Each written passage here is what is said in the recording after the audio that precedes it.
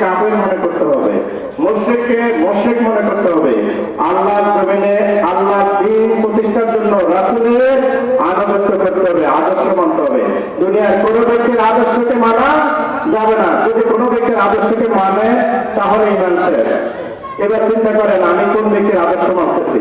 স্বামীর আদর্শ, স্ত্রীর আদর্শ, ভাইয়ের আদর্শ, কোন ব্যক্তির আদর্শ মানতেছি? আমি তো ইসলাম মুসলিম দাবি করি।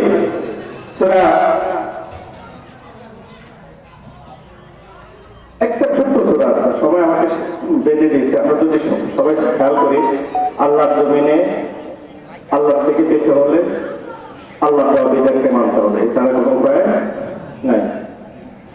সুস্থ থাকতে হলে আল্লাহর কথা মানতে হবে, জাহান্নামী শাস্তির থেকে বাঁচতে হলে আল্লাহর কথা মানতে হবে, আল্লাহর আদেশ নির্দেশ মানতে হবে। আমরা মাত্র সবাই রাজি আছি নাকি?